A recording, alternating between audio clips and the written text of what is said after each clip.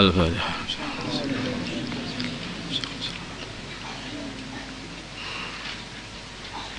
Bismillahirrahmanirrahim.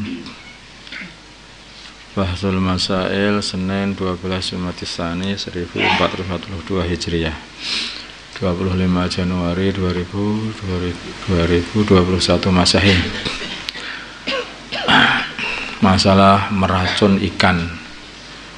Cari ikan dengan cara meracunnya. Di sebagian tempat ada kebiasaan kalau sungai, terutama kalau sungai sedang surut, maka orang-orang kampung urunan untuk membawa atau membeli yaitu kayu jenuh atau semacam jenis tanaman yang beracun sampai 1 karung kadang-kadang. Setelah terkumpul, maka akar kayu tersebut ditumbuk dan kemudian dibuang ke sungai. Hal ini mengakibatkan ikan-ikan yang ada di sungai mabuk. Akhirnya orang-orang kampung turun ke sungai untuk mengambil ikan tersebut, baik yang ikut urunan atau ikut nggak perlu. Pertanyaan, bagaimanakah hukum berburu dengan akar kayu jenuh? Maksudnya dengan racun tadi. Sebagaimana dalam permasalahan di atas. Jawab, yang seperti ini tidak diperbolehkan karena merusak lingkungan. Kalau merusak lingkungan, ya itu tidak diperbolehkan. Sehingga mungkin air itu diminum hewannya mati, atau diminum orangnya juga mabuk, atau kelenger juga ya. Allah alam itu tingkatnya kan banyak sedikitnya kan beda-beda juga. Ini sebagian juga kalau sebetulnya ini kalau zaman sekarang itu kalau racun nggak pakai kayu jenuh seperti itu, biasanya pakai potas itu.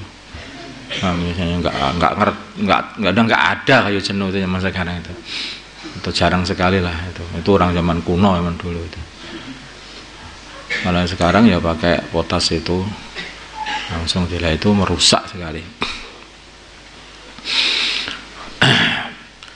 Kalau itu merusak maka tidak diperbolehkan seperti itu, dan bahkan itu oleh pemerintah sendiri juga tidak diperbolehkan, dilarang itu. Setahu saya dilarang. Karena itu akan mematikan seluruh anak-anak ikan pun semuanya mati semuanya.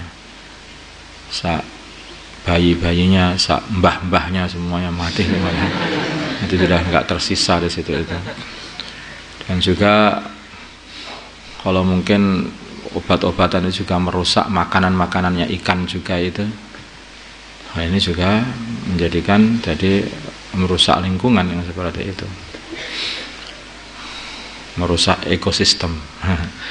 Bagaimana hukum memakan ikan yang terkena racun sekarang? Jawab diperinci. Kalau dipastikan membahayakan badan maka hukumnya haram, ya jelasnya. Kalau dikhawatirkan membahayakan badan maka hukumnya makruh, tergantung. Kalau dipastikan tidak membahayakan badan maka boleh saja. Kalau dipastikan ya ini. Bagaimana hukum orang yang tidak ikut urunan tapi malah ikut ambil ikan?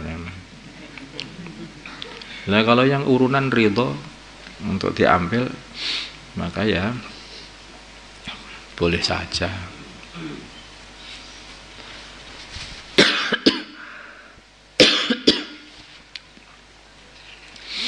Tapi perbuatan ini kalau memang sudah diatur oleh pemerintah tidak boleh, ya tidak boleh, nggak boleh. 2.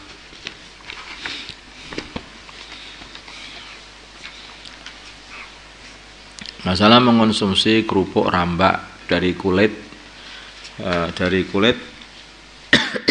binatang yang mati, kulit binatang yang mati tidak disembelih dari bangkai maksudnya, yang sudah disamak, dibersihkan. Bagaimana hukum mengonsumsi kerupuk rambak dari kulit hewan mati yang telah disamak? Jawab khilaf, menurut pendapat yang kuat hukumnya adalah haram. Menurut pendapat yang kuat, hukumnya adalah haram.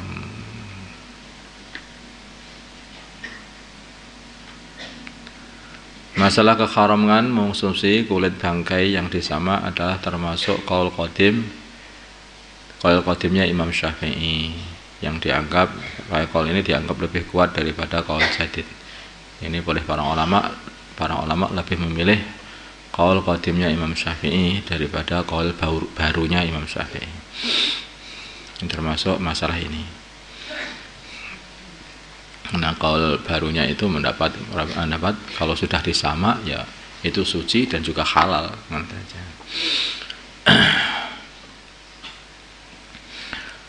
Masalah pacaran dan suka dengan sejenis. Bagaimana hukum menyentuh dan melihat amrod yang ganteng, yang cakep, itu yang bagus rupa? Jawabnya adalah haram, sebagaimana yang disebutkan dalam kitab Asnal Matalib dan Syarah Muslimnya Imam Nawawi. Amrod ini adalah seorang pemuda yang belum sampai waktu tumbuh jenggotnya. Nah, itu memandang orang-orang seperti itu hukumnya adalah haram. Ini dengan syahwat ataupun tanpa syahwat, maka hukumnya adalah haram.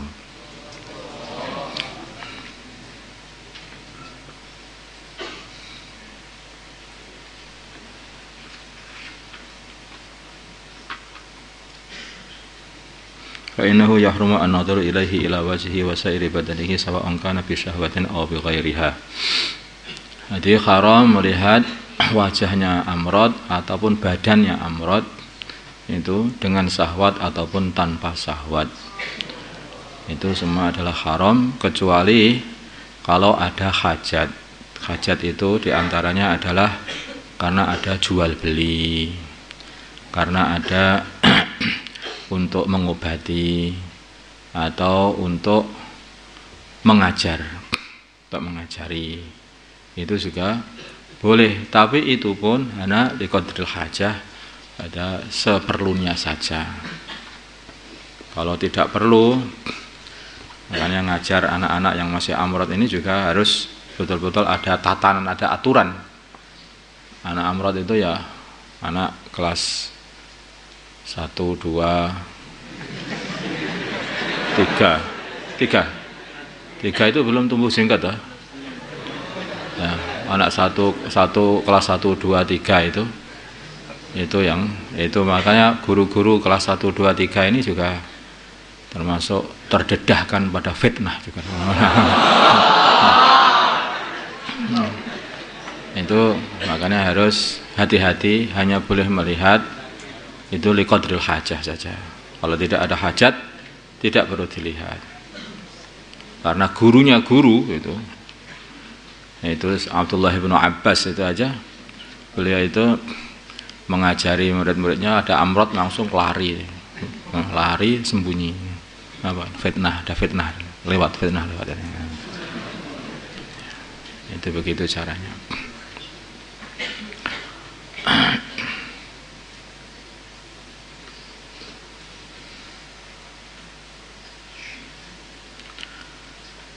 Jadi haram bagi seorang laki-laki melihat wajahnya anak yang belum tumbuh jenggotnya, yang ganteng, dengan syahwat ataupun tanpa syahwat.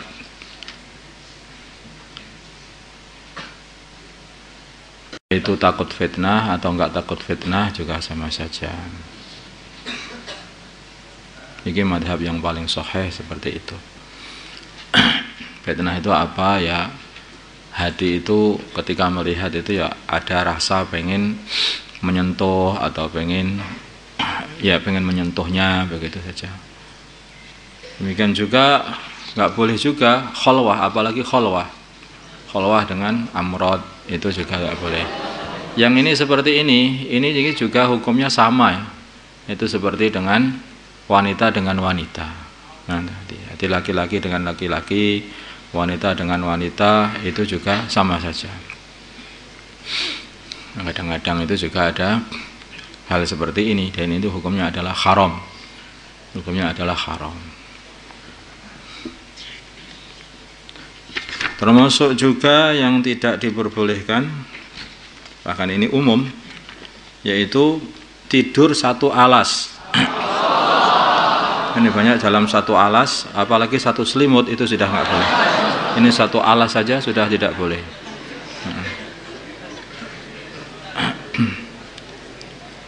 Dalam satu selimut.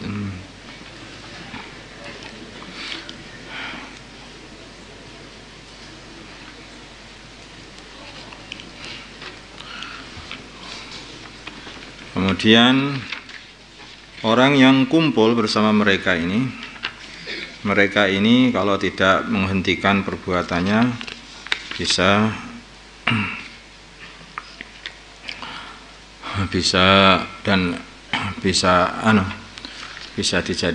dikatakan sebagai orang yang fasik. Sebagai orang yang fasik gitu.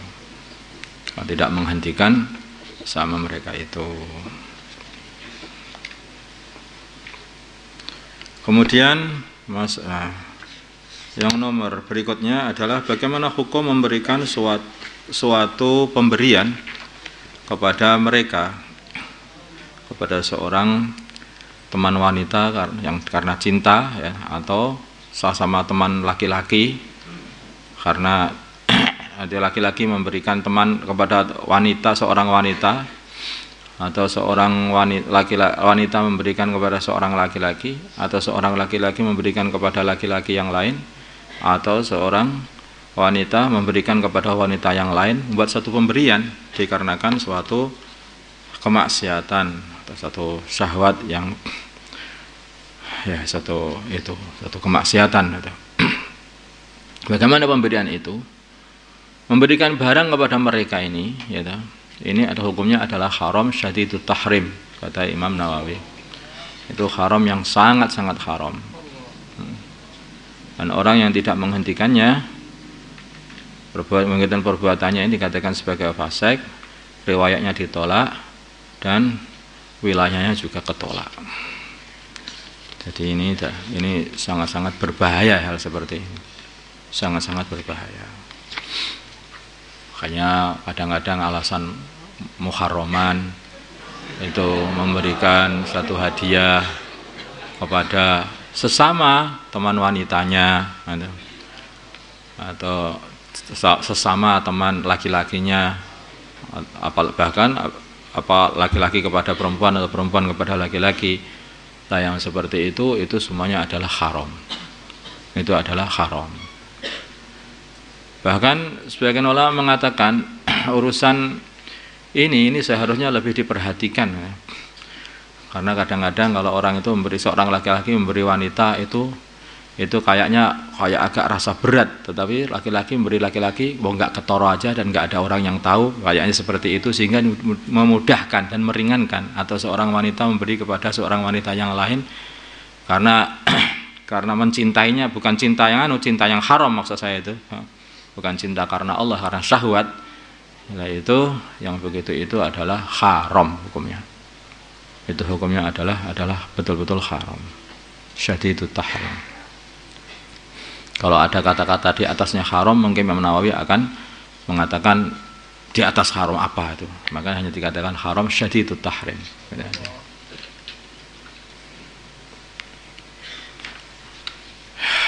Semoga Allah selamatkan kita dari fitnah yang seperti ini.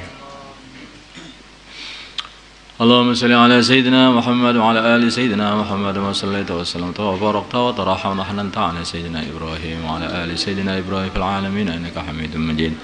Allahumma arham ummata sayyidina Muhammad, Allahumma ighfir li ummati sayyidina Muhammad, Allahumma aslih ummata sayyidina Muhammad. ألف بين قلوب أمة سيدنا محمد، اللهم انصر أمة سيدنا محمد، اللهم أسبهم سلطانا نصيرا. صلى الله على سيدنا محمد النبي الأمي وعلى آله وصحبه وسلم، والحمد لله رب العالمين.